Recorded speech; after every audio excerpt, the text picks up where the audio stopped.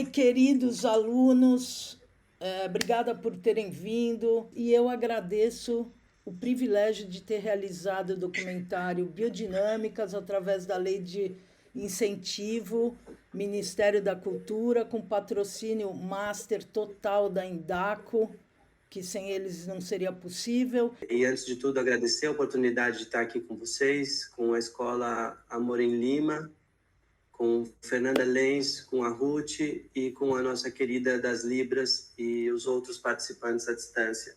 Eu sou Rafael, eu sou membro da Associação Brasileira de Agricultura Biodinâmica e junto com o Ruth a gente fez esse documentário que eu espero que vocês tenham visto. E nesse momento a gente está aqui então para conversar um pouquinho sobre aquilo que está ali, mas também com a participação da Fernanda, que vai fazer as contribuições a partir da vivência, da experiência e da pesquisa dela com a ecologia profunda e a relação com uma agricultura saudável, com uma percepção holística sobre a vida e sobre práticas de bem-estar, enfim. Vamos seguir esse começo de conversa, talvez passar para a Fernanda se apresentar brevemente também. Bom dia. Obrigada, Rafa. Bom dia. Estão me escutando? Então, prazer poder usar aqui a tecnologia, né, para a gente se conectar. Eu estou falando aqui desde o México e é para mim bastante interessante trazer a ecologia profunda junto com a agricultura biodinâmica, né? A gente está falando aqui de dois termos bastante, assim, são guarda-chuvas, né? Enormes, na verdade, né? Para uma visão de mundo que a gente precisa tanto desenvolver nos tempos de hoje. Então, assim, é um prazer. Tô bem feliz de poder também estar aqui. E eu fico muito feliz que a Indaco tenha contribuído e que isso tenha acontecido. Tá lindo o filme. Parabéns. Obrigada, Fernanda, Rafael. Queria só dizer para os alunos que daqui a uns 10, 15 minutos vocês cheguem perto se quiserem perguntar, e quanto mais pertinho a gente poder ouvir vocês também logo mais. Obrigada. Rafa, Fernanda, ao assunto. Boa. Na verdade, eu também fico muito feliz da gente estar aqui junto, reunido com os alunos da escola, uma escola pública que tem uma proposta pedagógica também diferenciada, e a gente gostaria de olhar criticamente, né, de falar com problematização sobre as questões todas que envolvem hoje a nossa sociedade, o clima, a economia, os modos, né, a agricultura, como se pratica, como para vocês, como alunos, podendo tá fazendo parte de uma roda de conversa online sobre a estreia de um documentário que vocês são os primeiros a verem, né? A gente ainda não lançou oficialmente na internet, vai acontecer isso hoje. Então, eu acho que a honra de compartilhar, de aprender também, ela é cheia de grande qualidade de gratidão para a gente, porque é um trabalho com muita dedicação. Eu acompanhei desde o começo a idealização, a realização desse projeto, e foram bastante momentos de desafio que a gente tem muita dedicação para levar esse conteúdo para o mundo, para espalhar. Então, antes de fazer uma pergunta aqui, abrir essa roda, eu gostaria de trazer essa pequena fala no sentido de que a gente se inspirou, né? A Ruth, quando idealizou e começou a projetar o documentário, foi inspirado nesses 100 anos, recentes 100 anos, que cumpriu as iniciativas de agricultura biológica dinâmica no planeta, basicamente no Ocidente, e hoje isso está espalhado em mais de 170 países do planeta. E uma porcentagem muito pequena de pessoas tem acesso a um alimento biodinâmico, né? Que a gente sabe, a gente quer trazer essa consciência para as pessoas que não basta ser orgânico. A gente tem que lembrar, muitas vezes, que o capitalismo, no seu sistema de publicidade, tem o que a gente chama de greenwash, né? Então, se vende um alimento orgânico sem que ele seja ecológico, sem que ele seja sustentável, sem que a dimensão social, cultural, esteja sendo respeitada. Então, é um pouco isso que inspira uma agricultura biodinâmica. Não é só produzir sem veneno.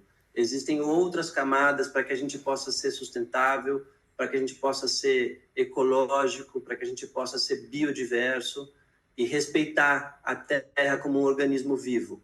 E é nesse sentido que eu gostaria de escutar também a Fernanda, com a pesquisa dela dentro da ecologia profunda, para a gente olhar um pouco mais, de maneira mais, né, como diz, profunda, mais aprofundada, mais íntima com a Terra como um ser, e essa relação que tem a ver com a nossa percepção, como perceber a vida, a Terra como organismo. Fernanda? Então, bom, começando do começo, né? O termo ecologia profunda, ele veio junto com uma pesquisa que James Lovelock, que é um cientista inglês, fez no final dos anos 60, onde ele estava na NASA e ele começou a olhar a Terra lá de Marte. Então, ao contrário da Terra olhar os planetas, ele estava ali trabalhando dentro da NASA e ele olhou, na verdade, para a Terra, né? E aí ele conseguiu, através de muito esforço, provar cientificamente que a Terra é um organismo vivo. A nossa grande mãe Terra, essa bola maravilhosa, azul, flutuante no espaço, é em si viva. Ela em si tem uma inteligência. Então, a gente não é os donos do planeta como seres humanos. E aí vem essa parte da ecologia profunda que vai olhar para um olhar que é contrário do antropocentrismo, né? Onde o ser humano ele não está no centro, mas sim nós, como seres humanos, fazemos parte de uma família planetária, de uma teia da vida, né? Então, esse olhar vamos dizer, esse guarda-chuva, né? Que eu acredito que a biodinâmica é parte da ecologia profunda, ela vem desse olhar, né? Steiner já estava falando de ecologia profunda e muito mais que isso, os povos indígenas da nossa terra, né? Os nossos ancestrais lá atrás sempre olharam para o sol e entenderam que o sol estava dando vida, né? Olharam para a água, entenderam que a água era sagrada. Então, todos esses elementos, eles já estavam muito aí de lá de trás, né? E o ponto que aconteceu com o termo ecologia profunda foi que, junto com os movimentos de proteção ambiental, principalmente o Greenpeace, na época, né, que estava assim, mais em voga, assim, esse movimento todo começando, né? E aí a ecologia profunda veio dizer, seres humanos, estamos indo na direção errada. Espera aí, tem alguma coisa muito errada acontecendo, né? Então, a gente vem para realmente olhar para esse olhar muito mais integrado do ser humano, né? Com aonde estamos, aonde vivemos, né? E como a gente pode se integrar a isso, né? Então, são práticas, na verdade. Fora essa filosofia, a ecologia profunda, ela traz práticas, né? E da mesma maneira que a biodinâmica, ela é também essa prática na Terra, a ecologia profunda, ela é uma prática interna, por isso ela é profunda, ela vem do coração para a gente poder dentro sentir esse pertencimento. Então, não sei, é assim que me vem como começar, assim, né? Só para trazer um pouco mais de contexto, assim. Muito legal. Eu estava olhando para a questão do tempo também, para a gente tentar aproveitar ao máximo essa oportunidade de compartilhar esse encontro, que é uma convergência de saberes, né? Eu acho tão bonito quando a gente pode prestar atenção que não pertence a uma nação um conhecimento, a um povo, a uma cultura. A humanidade em si faz parte deste planeta, integra esse planeta, essa comunidade biológica, e dentro desse contexto da Terra, como uma entidade, nós fazemos parte dessa inteligência. Fazemos parte dessa grande teia da vida, que é o que esses cientistas ecológicos, biológicos, profundos estão trazendo para a gente. A compreensão de que nós vivemos nesse ambiente onde não existe fora. Não existe outro planeta, não tem como acabar os recursos, a gente precisa reciclar. Então, é uma série de percepções e práticas, como a Fernanda disse, que vão fazer com que a gente possa se integrar de forma equilibrada, de forma consciente. Então, a nossa busca é por um alimento consciente que ele é desde do cultivo até o processamento, um processo consciente, e que possa estar sempre trazendo uma harmonia, um equilíbrio, não só entre nós como espécie humana, mas entre nós com o ambiente, com o solo, com as plantas. É uma questão muito importante.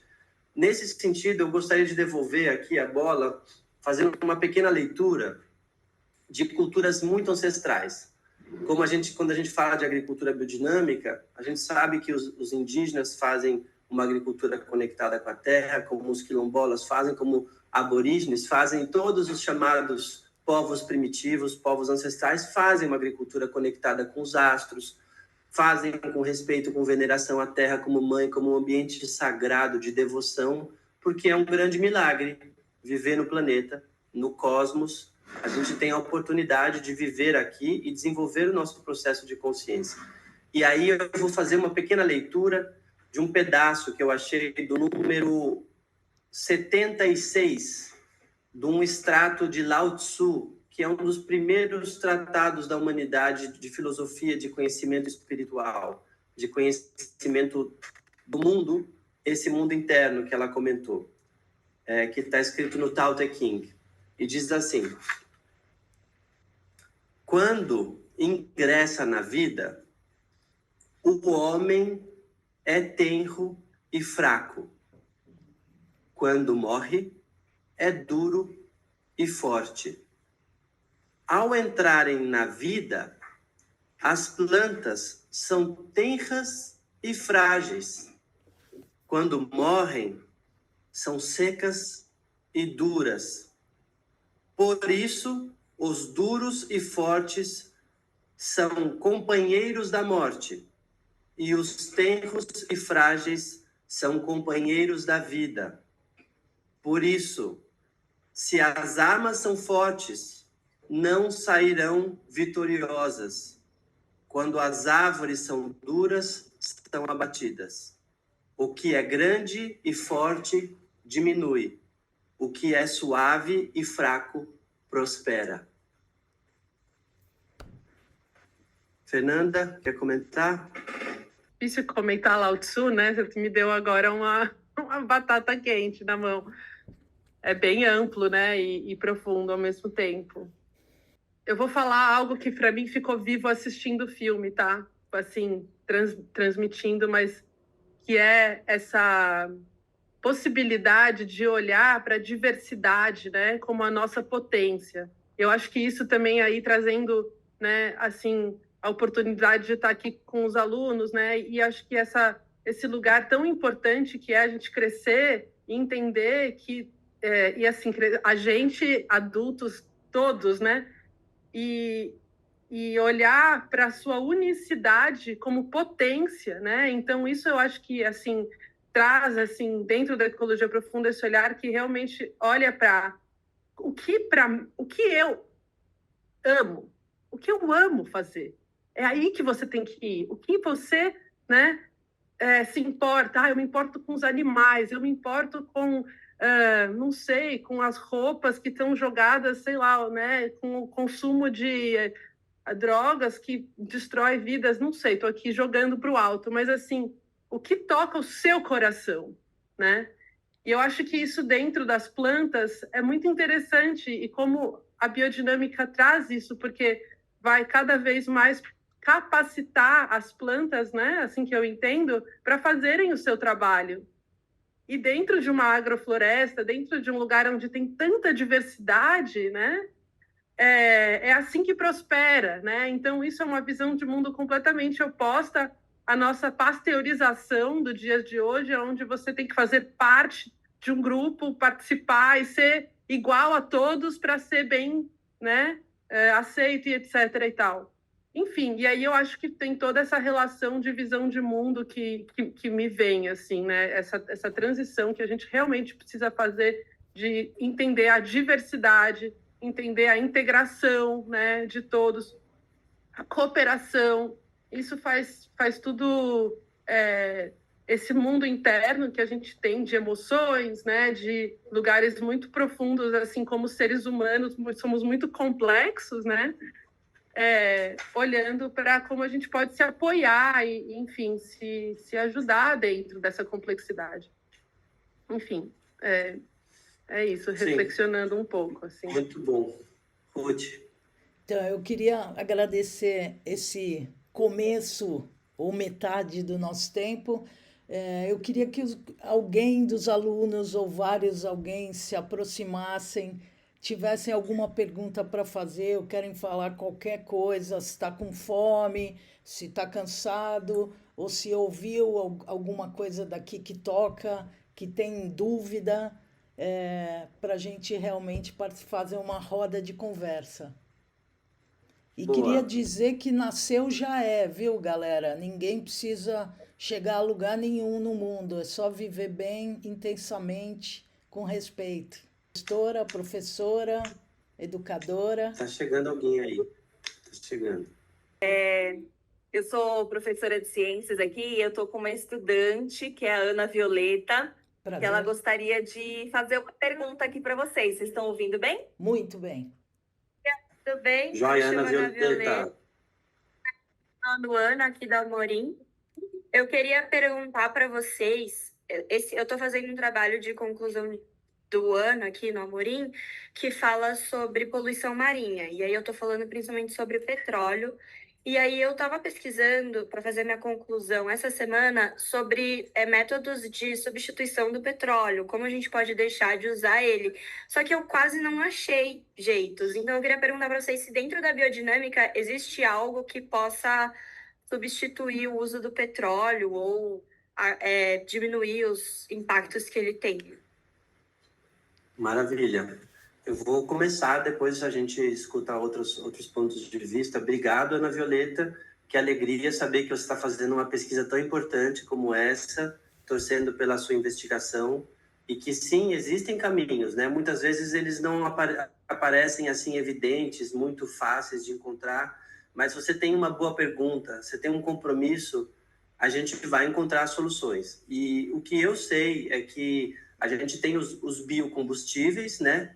A gente pode transformar, por exemplo, o óleo de cozinha, que é resto e que vira problema de esgoto, de poluição, a gente pode fazer com que ele se torne um biocombustível, né? Existem tratores, existem, enfim, diferentes tipos de veículos automotores, no caso, inclusive de avião, que podem funcionar com óleo de cozinha, que seria uma reciclagem. Não acredito que talvez seria o melhor imediato, porque a gente tem, né, questões climáticas emergentes, então tem previsões de que até 2050 a gente vai estar com complicações muito grandes, então a gente precisa reduzir imediatamente essas emissões. Existem formas, sim, muito avançadas de tecnologia que a gente precisa de investimento e de pesquisa. Uma delas é a água. Existem caminhos de fazer com que a água se torne um, digamos, combustível de propulsão. Só que inverte a lógica, porque a gente conhece a lógica das máquinas funcionando com calor, com explosão, né? Os motores todos são uma explosão. E isso gera calor. Então, a gente tem um paradigma que a gente precisa mudar a percepção, né? Existem, sim, formas de produzir energia que, por exemplo, os locomotivos, né?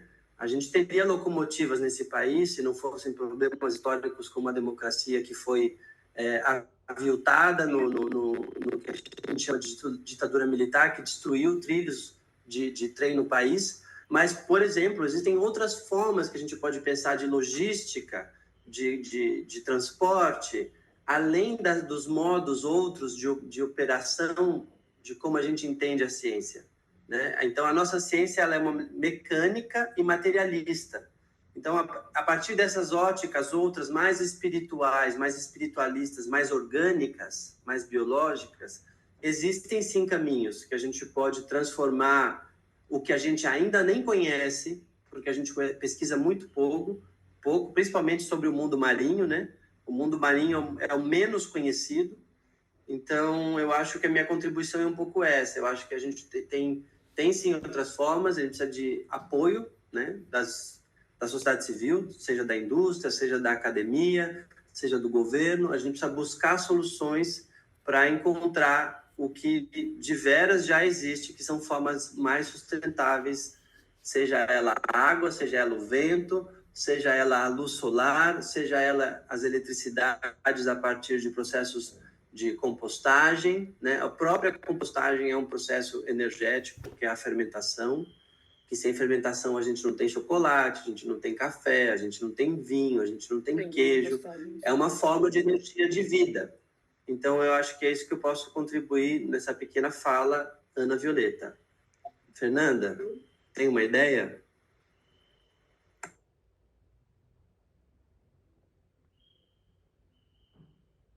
Putz, difícil, né? A gente está tão atrelado ao petróleo, assim, eu acho que a primeira coisa que me veio é, assim, dar ao mar mais paz, né? Assim, porque é muita movimentação no mar, né? Assim, é muito derramamento de petróleo, é muito barulho, é muita poluição em tantos sentidos. Então, primeira, dentro da minha visão, para mim, a primeira coisa que vem é trazer mais consciência que a gente precisa ter mais respeito, né? Mas dentro desse lugar do petróleo eu desconheço, assim, como outras alternativas. Claro que, né, tem muitas alternativas de energias renováveis mesmo, né? Olha, Obrigada, eu vou responder gente. o que eu sei. De nada, Ana Violeta. Obrigada a você pela participação e pela pesquisa. Para responder o estudante, eu queria saber o nome dele antes. É o Lucas. Lucas. Luquinhas, você quer sentar aqui? Senta aí, Luquinhas. Luquinhas já... Então, Lucas, eu vou responder até onde... Fala. Você quer elaborar a sua pergunta, Lucas, mais uma vez?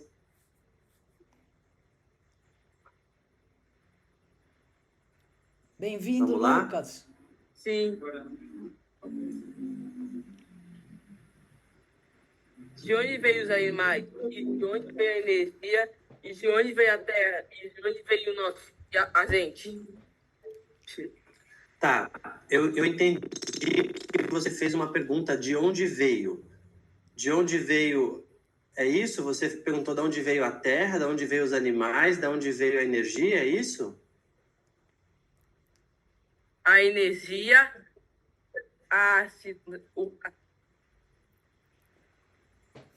e a gente, humanos. Tá. De onde Olha, todos os seres vivos, é isso? Uhum. certo. Vou tentar. Lucas, a sua pergunta, ela é uma pergunta muito inteligente e muito difícil de ser respondida. Existem várias maneiras da gente pensar uma solução para essa grande pergunta, que é da onde veio a vida. Existem teorias, bastante teorias, a maioria dessas teorias são todas filosóficas, são hipóteses, né? Que, na verdade, a gente sabe que do grego, teoria, se a gente for traduzir a etimologia da palavra, é quando a gente se aproxima das divindades. Né? Theos tem a ver com Deus, com deuses, porque são politeístas. Então, a teoria é o caminho que nos aproxima do sagrado, nos aproxima do divino.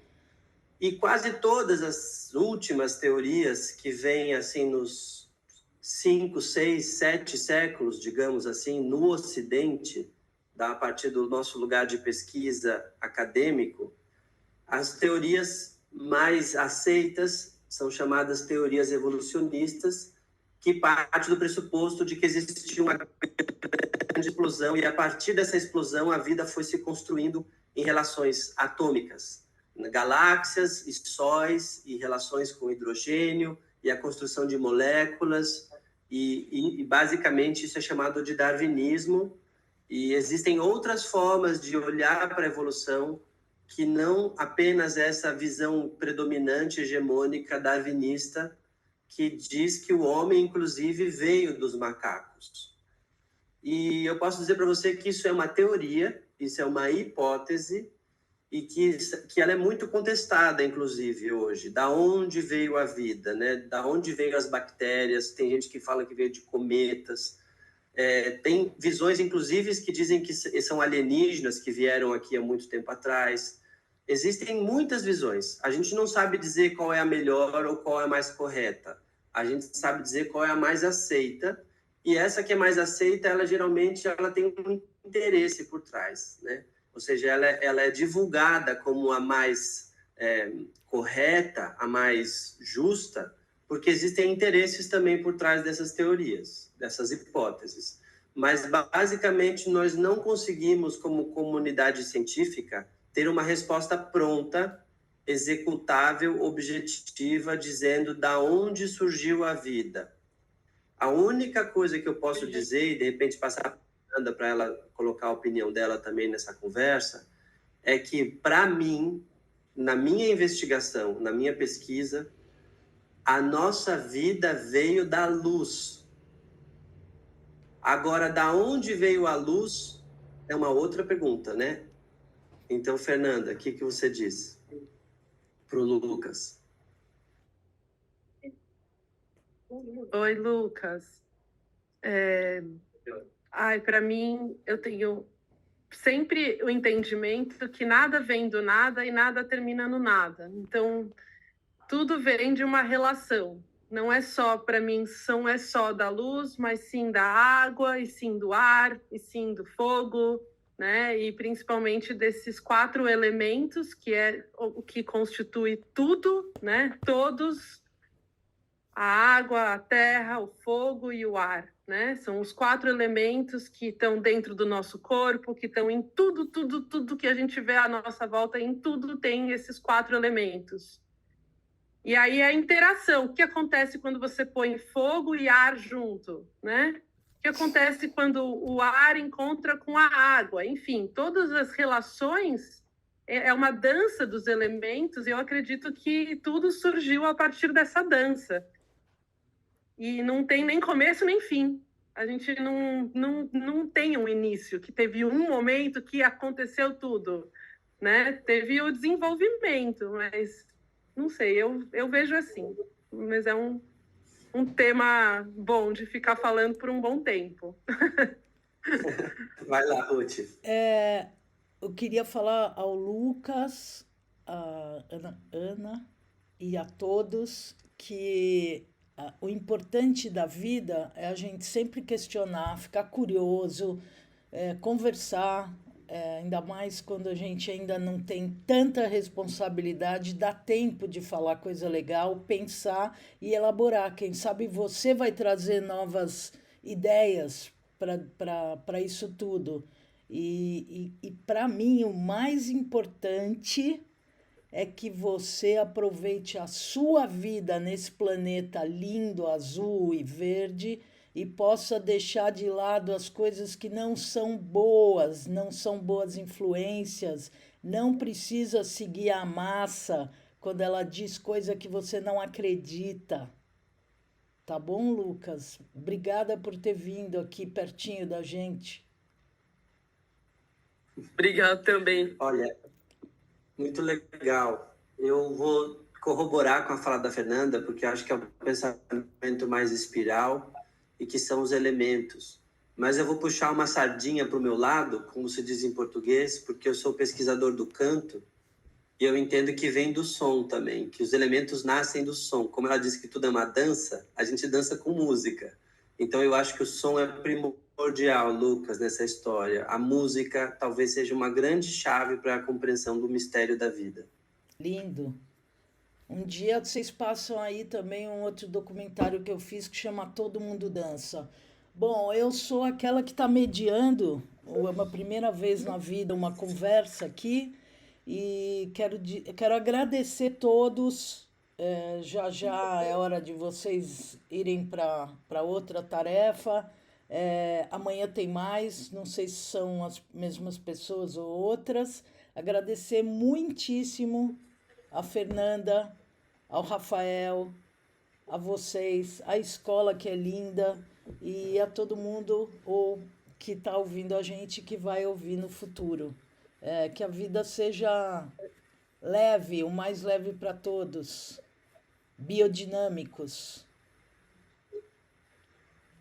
Tchau. A gente agradece aqui Muito também. Muito mesmo. Muito agradece. Coração. Obrigadão. Coração. Galera. E palminhas. Muito legal.